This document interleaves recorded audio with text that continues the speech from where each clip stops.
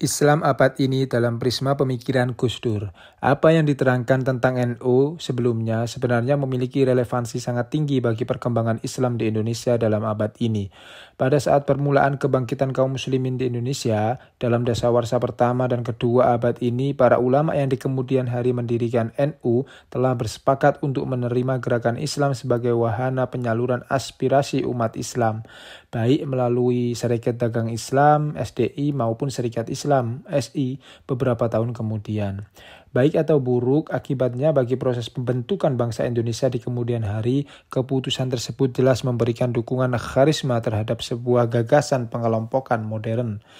Melalui NU sendiri dalam dasawarsa ketiga dan keempat abad ini, NU memberikan dukungan kepada aspirasi perjuangan kemerdekaan berkulminasi dalam lahirnya negara Republik Indonesia sebagai sebuah negara non-teokratis.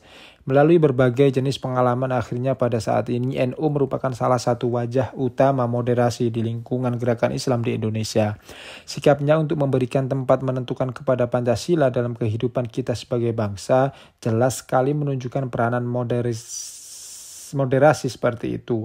Watak mencari pemecahan gradual atas segenap persoalan yang dihadapi seperti itu justru bertentangan dengan semakin meluasnya kecenderungan untuk menyajikan Islam sebagai alternatif jalan hidup bagi kemelut yang telah ada.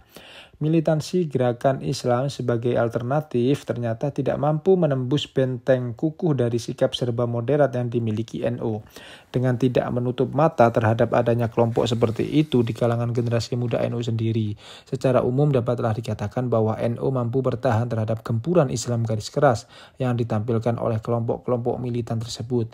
Integrasi nasional kita sebagai bangsa sebenarnya tengah diuji oleh kelompok-kelompok sektarian yang serba militan itu. Sehingga peranan NU untuk mengurangi gangguan-gangguan terhadap integrasi nasional itu merupakan suatu yang patut direnungkan dalam diri kita. Namun peranan untuk memantapkan keadaan dan mengurangi dampak dari pemunculan sektarianisme itu juga harus dijaga agar tidak hanya berhenti pada pemberian legitimasi terhadap status quo belaka, tetapi diarahkan pada perubahan keadaan secara gradual dalam kehidupan berbangsa dan bernegara. Proses demokratisasi kehidupan politik dan kehidupan pemerintahan sebenarnya memerlukan penanganan melalui rangkaian kegiatan sangat kompleks, baik oleh mereka yang berada di lingkungan pemerintahan maupun di luarnya.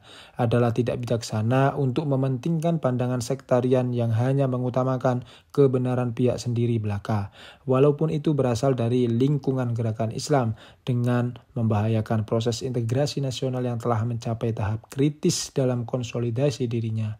Akibatnya adalah keretakan yang mungkin tidak akan dapat dijembatani lagi antara golongan Islam dan golongan-golongan lain di luarnya.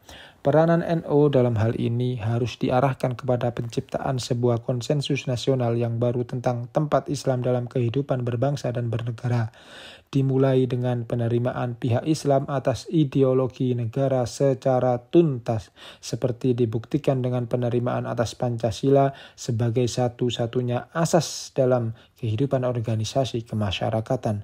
Langkah-langkah itu harus dilanjutkan dengan pengintegrasian perjuangan Islam ke dalam perjuangan nasional, dengan meletakkan perjuangan Islam itu sendiri pada konteks demokratisasi dalam jangka panjang, tanpa mengguncangkan keadaan dan merapuhkan proses integrasi nasional yang tengah mengkonsolidasikan diri itu. Mampukah NU memegang peranan seperti itu di masa datang, mengingat kelambanannya yang sangat besar dalam mengambil keputusan dan sikapnya yang sangat pasif dalam kehidupan bangsa secara keseluruhan?